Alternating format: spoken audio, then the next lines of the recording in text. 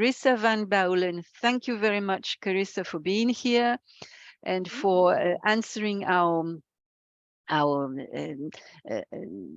the question of that. So Carissa her specialty is in help center, training content strategy, and she is working for Hotjar at the moment. You are in the US now, but you work from Europe, no? Usually. Yes, I do normally. Yeah, I'm normally in Ireland or Germany. Okay, so but now you are in the US, so thank you very much for joining us. I hope it's not too early for you at this moment. No, all good. Okay, so Carissa, you can share your screen now, please. Perfect. And let us see your presentation. Thank you very much. Thank you. And also, Craig, I think we're going to be best friends after this because Craig is going to be our best friend for all of us, not only for you, Carissa. I know, yeah. I think we're gonna we have a lot to chat about, Craig, but we'll see why after this. Yes, we have. Excellent. Well, can everyone see my screen? Perfect. Thank you. Perfect. All right, great. So hello, everybody. I'm very excited to chat today, as you can tell. My name is Carissa Van Bouwelen, and I will be chatting with you how to scale your company documentation, specifically how you can create a content strategy that is centered around metrics, analytics, and feedback, actually. But before we get started, a little bit about myself. I am the customer education lead at Hotjar, which means I own the help center and e-learning platform strategy. I've worked there for about the past, actually in April, 6 years. And I always love a little good old-fashioned debate about title case versus sentence case. We have a lot of fun tech debates on our team, which is nerdy but awesome, and I love it.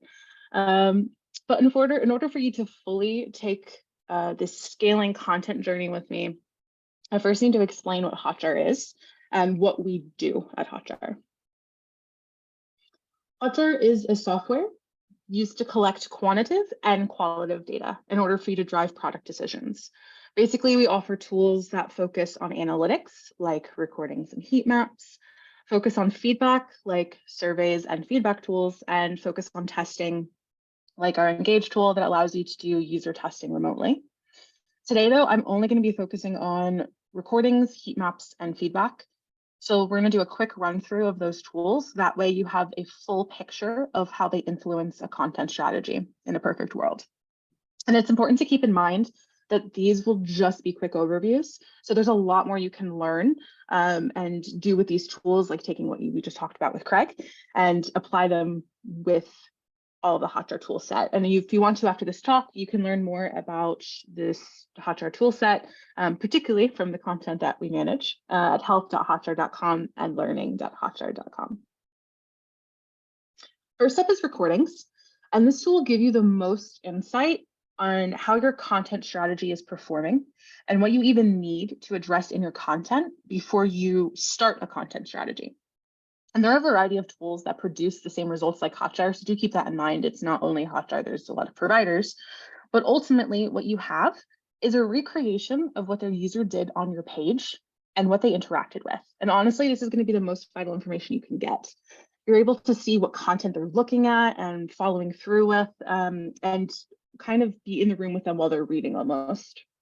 And these recordings even work better than traditional user testing in that it's the most natural environment for the user, and you're not giving them a defined set of tasks to complete in a specific set of time.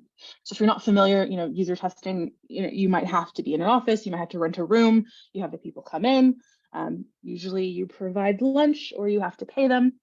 And you're kind of just hovering and either giving them a set list of tasks to complete. And ultimately, it's kind of awkward. And it's not really a comfortable situation. And when you're not in a comfortable situation, you're not going to be doing what you normally do or act the way you normally act. So you don't necessarily get foolproof results. And this takes all the awkwardness and that out of the situation. And in this actual example that I'm showing here, you can actually see a real life user going through our learning site and trying to decide what course they would like to take. They're playing with our filtering. So, oh, am I intermediate? Am I advanced? And they're scrolling back and forth.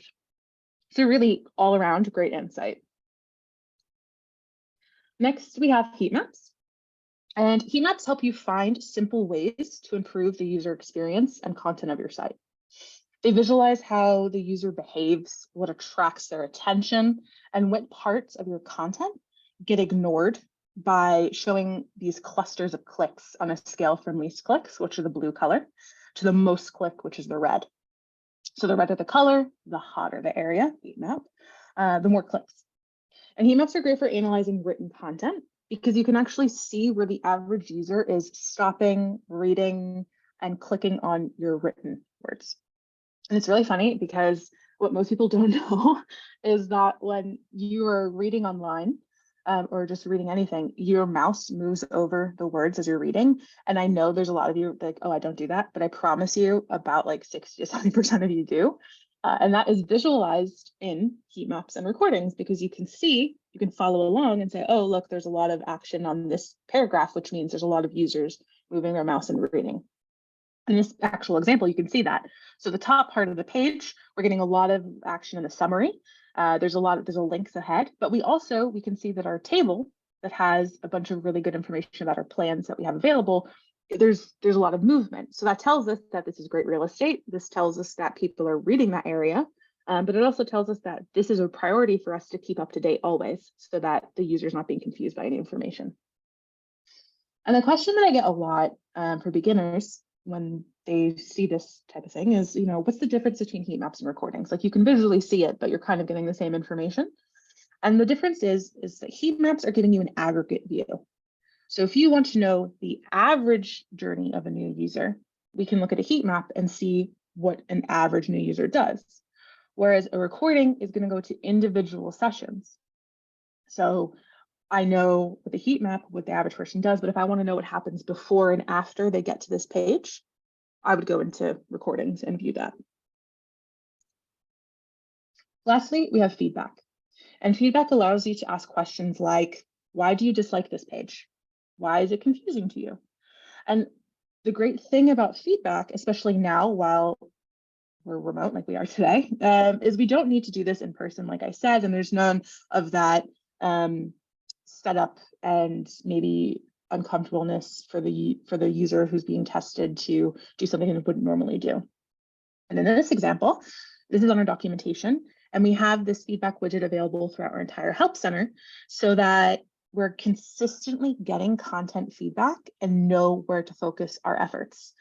And this feedback widget also goes into asking for an email address. So if the user who's submitting feedback would like to be contacted for further questioning or for helping us out in the future, they can add their email address. And this is great because it establishes a user base of readers to reach out to in the future for testing, or if we want to ask questions to power users or subject matter experts when we want to decide on maybe topics or different experiments we want to run.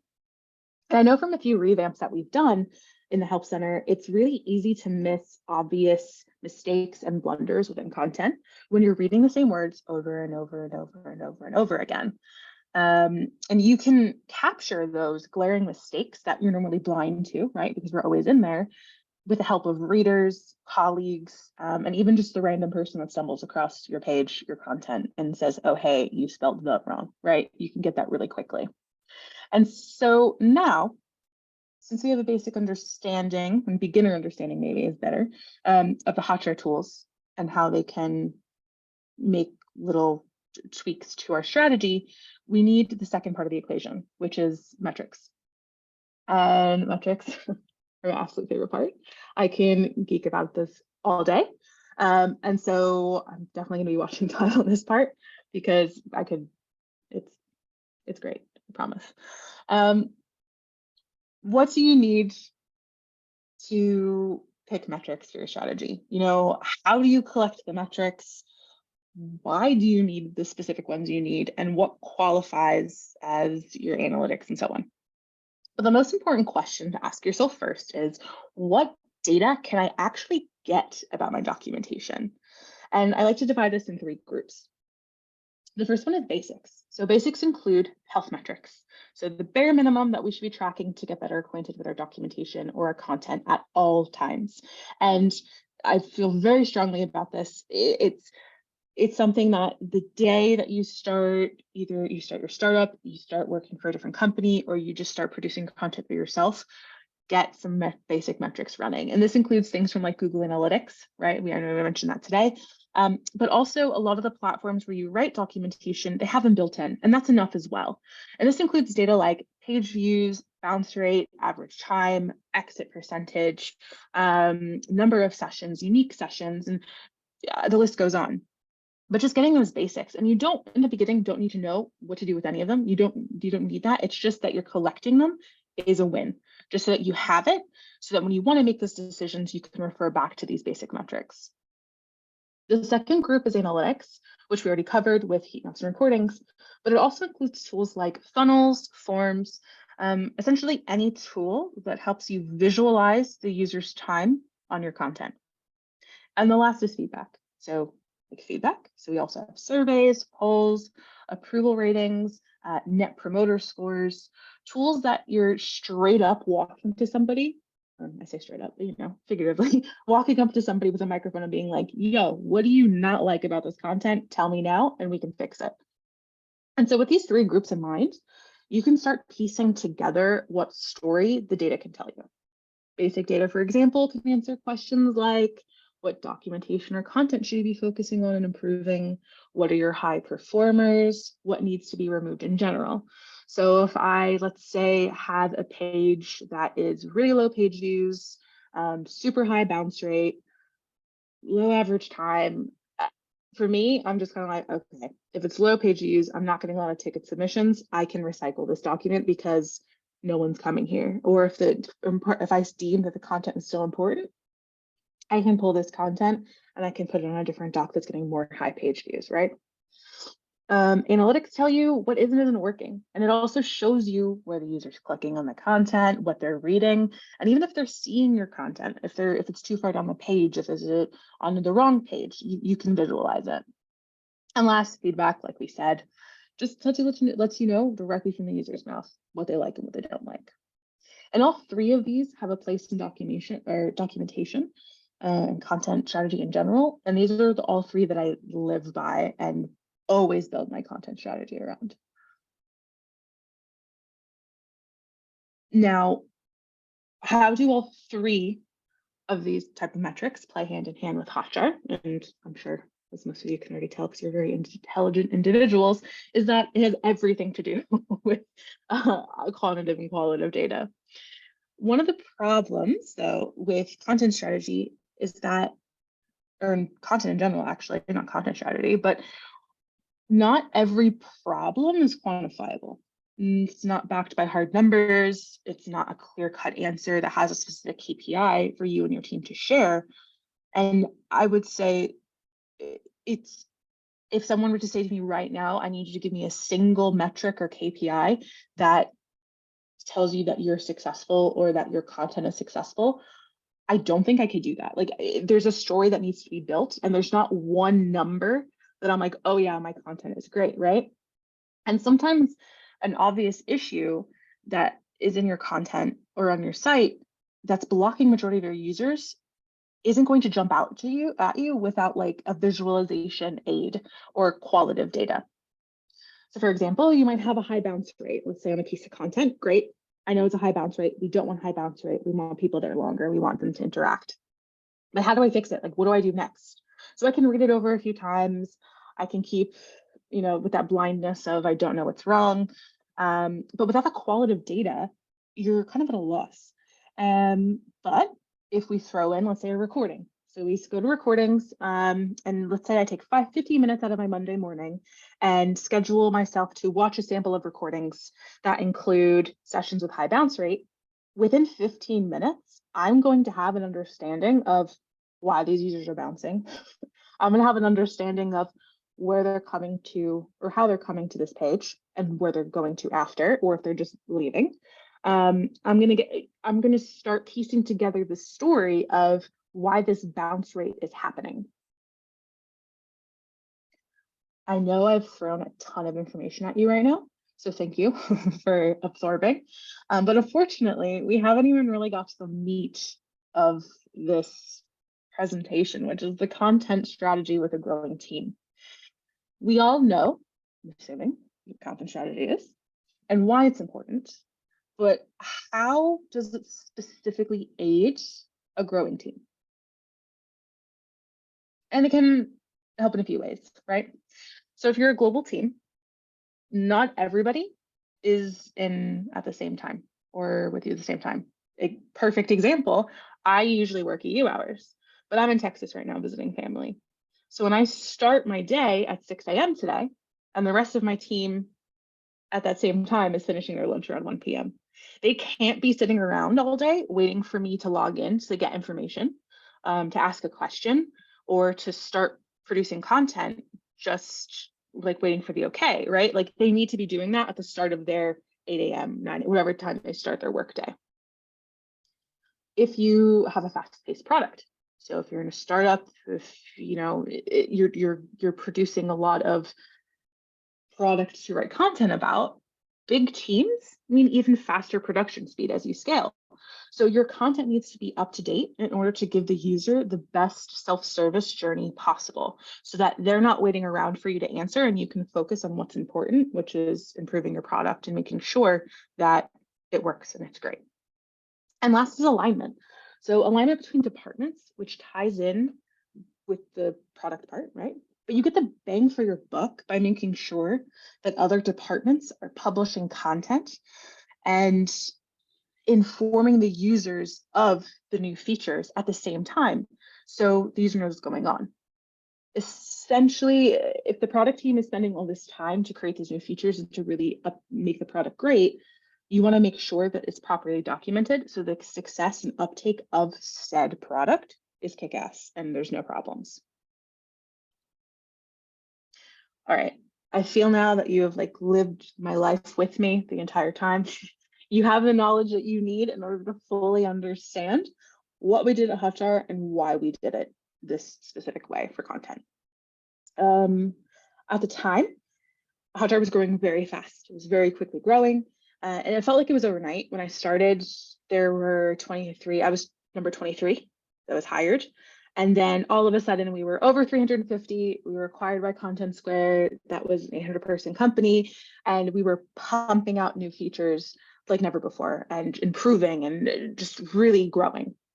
And the Help Center team was ecstatic. We were really excited, but we were also terrified, and rightly so, right? Because how are we going to handle all of these new changes and still provide the best user experience that we could? And during the time, the priority of the company was product, and rightly so, because we want to make sure that the product is the best it could be. But that meant there was less resources for writers, and we needed to get creative. At the time, there was 7 of us, but we weren't all full-time. So there were 3 of us, I think, that were full-time, and then the rest were the support team. And the support team is unique because we do 50% tickets, 50% writing. And so they were technical writers, and they helped us with project work, they helped us with documentation efforts. But the company was filled with stakeholders. So our customers, of course, were the front of mind and the first stakeholder, but we also had the support team because they were sending documentation when answering tickets. We had the success team because they were sending FAQs to help with onboarding. Sales because they were sending videos to close sales. Marketing because they were reviewing content to make sure that they knew what was going on with the product. Product because they were relying on us to accurately supply step-by-step guides to use the tools they created. So our stakeholder count was really high. Other factors were we're increasing product teams. So originally we had 3 product teams in total. And then as recently as yesterday, I think we're at like 15 or 17 product teams. So that number is variable and will always be variable no matter what company you work for. So that was something we had to keep in mind. But all in all, at the time we had 107 docs. And to give you an idea of scale, like now we're at 212. And side note, I don't think like high number of docs is great, but I like to keep them as minimum as possible. And so that's why that number 220 is really high for me, because we like to keep it low, and that's still a high number because of all the new features that we have. our features that we have and updates and what's going on there. But there was no clear sign of how we could tackle it all by ourselves. And we started with team organization and processes first. And we tried everything.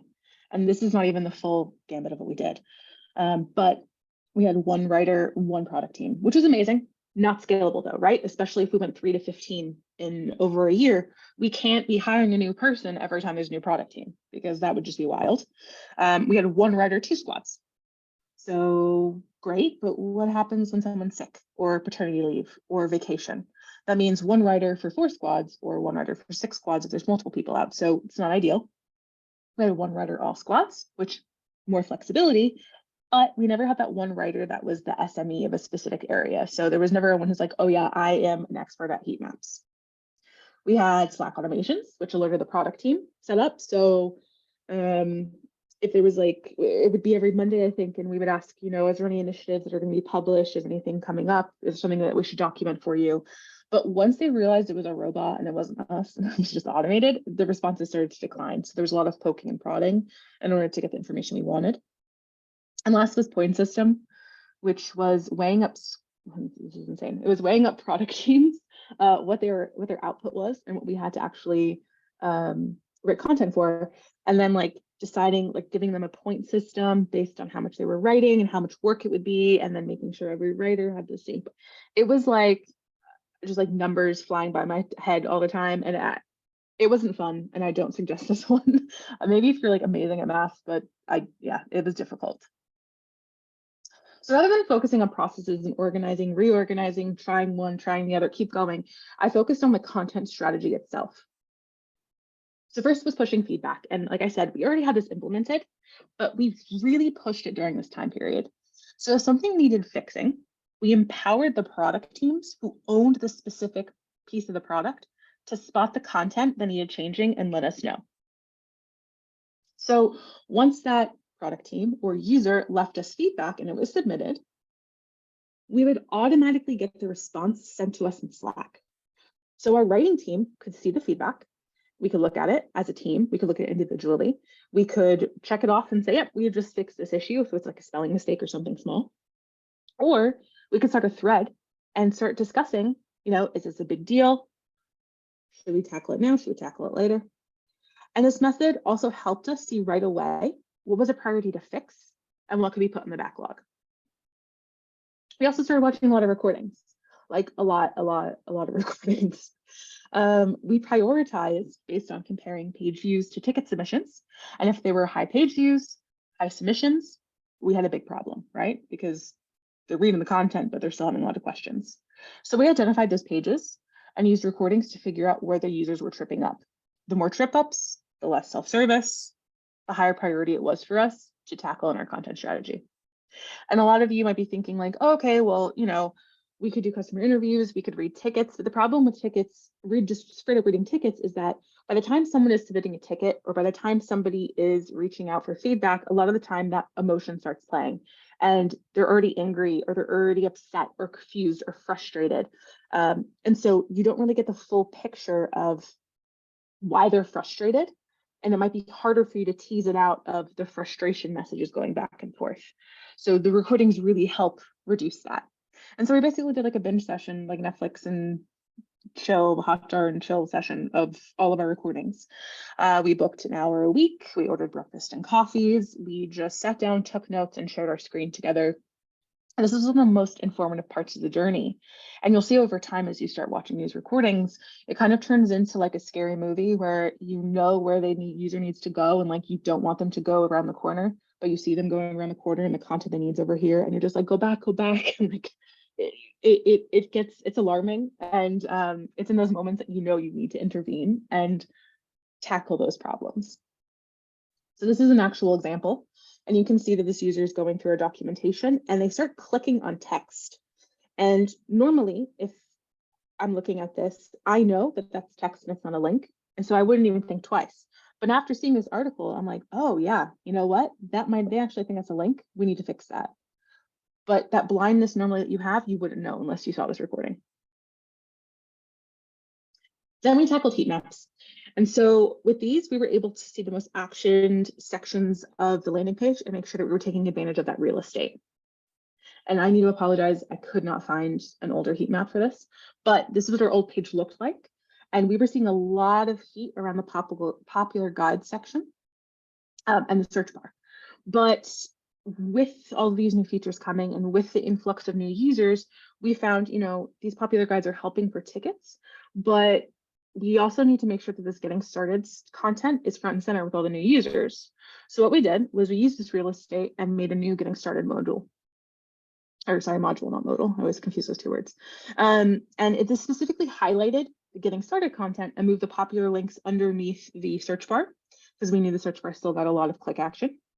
This encouraged self-service for the getting started content and improved the user journey for the newer users, which left our support team answering tickets, not just for getting started and how do I onboard, how do I start, but it left them time to tackle the really hard questions and the troubleshooting questions from maybe our older users. And so this is what this heat map looked like a couple days ago for this landing page. And you can see that our current heat map still looks great, right? We still have a lot of people in the search bar. So maybe they're not new users, maybe they're looking for maybe something very specific. But then when you go down the getting started section, you can see that there's still a lot of click action around there. Particularly our highest one is our getting started page, or sorry, installing the tracking code page, which makes the most sense because it's the first step that you do. So merging these metrics with Hotjar, you can come up with a variety of different KPIs that can be shared with not only your product stakeholders, but also upper exec when you talk about quarterly performance, annual performance, and just growth in general. So what we did, we had an approval rating. So we paired our thumbs up, thumbs down voting with feedback. We used Zendesk for our content. And so the more thumbs up votes, great. We knew the content was performing. But if we had a thumbs down vote for the content, we automatically triggered a feedback widget so that we could say, hey, why do you not like this? So automatically we're tackling getting an approval rating, but at the same time, anytime someone's not approving of the document that we have serving or we're serving them, we know what to change. Self-service score. So this uses the total number of sessions of viewing the content divided by the sessions that include a ticket submission. So that gives us a ratio. In this case, it was 38. So that means for every 38 people coming to the page, one person submits a ticket. And you can easily convert this into money when you're talking with exec, because if I know how much it costs a support agent to answer a ticket, I automatically know how much money I'm saving the users or the company every month, year. So this is my favorite one because I can go each month and say, oh, we've saved X amount of money. And then basic stats. So the health ones, this kind of helps us determine what topics we should focus on. So we could pair average time with low bounce rate. So if it's a high average time, low bounce rate, we know that the user either is getting the content they need and reading it thoroughly or have no idea, it's really confusing and they're there for a long time, right? So it has that variable of how we interpret the data. And there's hundreds of combinations that you can create. Carissa, thank you very much, but you've way along the 20 minutes allotted. Could you please conclude? Yes, I'm on the last slide. Yes. So yeah, basically, like I said, I can talk for hours on this, but we were able to figure out and organize our writers, and we're still figuring out as we go. But the beauty of the content strategy is that you can use those tools like Hotjar, use basic metrics and feedback and analytics to really get your content strategy in a place that it's to work with a growing team. Do feel free to reach out to me at carissa@hotjar.com email address. You can also reach out to me on LinkedIn. And obviously I can answer any questions with the small amount of time we have left. Sorry about that. No, it's okay. Next participant has not joined yet. Thank you, Carissa, very much for your very, very interesting presentation. I don't have your presentation. You didn't send it to me. So could you please do that? And so we will post it on our website. Absolutely. Thank you very much. I think there are many questions. So let's start with the first question. A lot of thanks. I can see a lot of thanks. I have a question. Yes, Craig, please. So all those tracking tools, are they just like similar to Google Analytics, where you're just putting code into your HTML, or are they something more difficult to implement? Yeah, no, it's very similar implementation. So you can either add the code, or if you're using a site that has an integration, Shopify has an integration, HubSpot, it's a lot of times it's just kind of like implementing with the integrations they have available on the CRM. Okay. Thank you, Craig. Next question, please.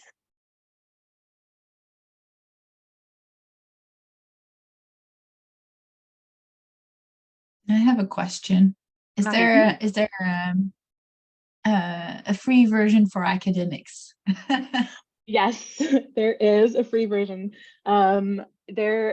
I can send the link in the chat when I'm done for our pricing page, and you can do the free trial is on our full business plan for 2 weeks, and then after that, it's free for life.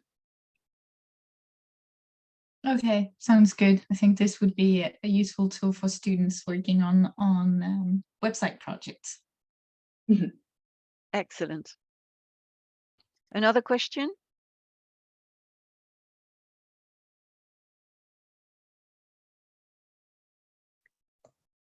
So what about tracking data? Where are they saved or stored? Okay, so like GDPR focus of like other people's data. So the way that we do the actual visualization of the data, you're not really seeing exactly what's being recorded. We recreate it. So that's the first part. The second part is we have all of our privacy and security docs listed online, but we use AWS based in Dublin. And then after a year, all the data the year-old data is purged. So you're able to download it so that you have it. But like IP addresses, we don't track. Names, emails, we don't track. It's all anonymized. Okay, thank you. You're welcome.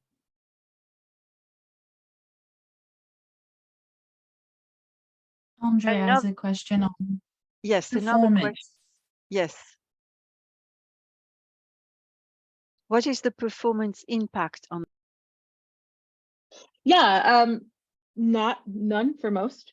I can also send that link to that document as well, and it kind of goes over all of the tech side of it.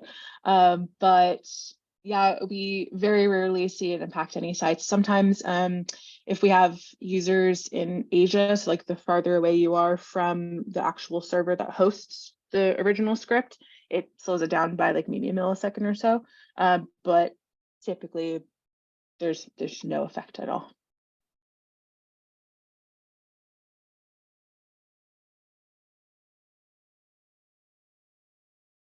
You're welcome. Next question. I have one more question. We have at ZZHAW, this is a high school in Winterthur, Switzerland. They have usability laboratory, and they use cameras for eye tracking. I've also attended to a conference at the high school of Technical University of Furtwangen in Germany. And there they use glasses, eye tracking glasses, to find out how user-friendly documentation is. Does your program offer the same, I don't know, liability, the same level of information? No, that's actually really cool. I haven't heard of that.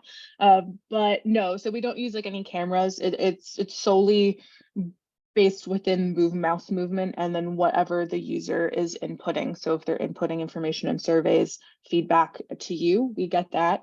But we don't use any of like external features of the computer. But like I said, there's a lot of things that we do that we don't realize that we do with like mouse movements. So you can see where people are moving their mouse, if they're hovering over things, if they're maybe kind of hesitant on clicking a specific button, that's as close as we can get to eye movements. But that's actually really cool. I like that. Yeah, well, I imagine that you do not do eye tracking. You just your information depend on what the reader is doing with his mouse, or how fast he scrolls down on the web page and so on, of course. But Yes, I'm wondering whether the quality of the information you get with your tool is as good, as high as with a camera or glass eye tracking. I would say probably the camera is probably going to do best, right? Just because you're seeing where the eyes are moving. But I would say on that end of the spectrum, you're probably with more like legal, and it's not as accessible to everybody, where on like the security and privacy side of things, unless the person who's doing it accepts it, right? Whereas we still have security and privacy side of things, and people still have to accept that that Hotjar is looking at mouse movement. But it's a lot easier to set up than like glasses or having that research setting where it could just be somebody who's on their lunch break trying to see if they want to buy your product, and you can get a really quick session and get that information whenever they go onto your site. That sounds very interesting, because when you go to a usability laboratory, it costs quite a lot of money. Yeah, exactly, yeah. Okay, Thank you very question from Caroline. Did you see a difference based on the location of the users, impact of language, and if you have more than one language, do you see differences in results? Yeah, 100 times yes. We have like people in the US are a lot likely to, right? I know someone's caught on to someone saying, I hate you. That was definitely someone from the US that submitted that feedback response. Whereas Germany, for example, we have very few feedback responses from Germany. And so you kind of start seeing these patterns when you start collecting feedback from different regions. We have it collecting everywhere, so we can kind of say, oh yeah, we're not going to get a lot of responses from this region. Languages, we actually are just starting our localization efforts, so I'm actually really excited to see what happens. Right now we only ask for feedback in English, but by the end of the year we should be asking for feedback in about 6 different languages. So I don't have that answer yet, but when I do, I can definitely share it.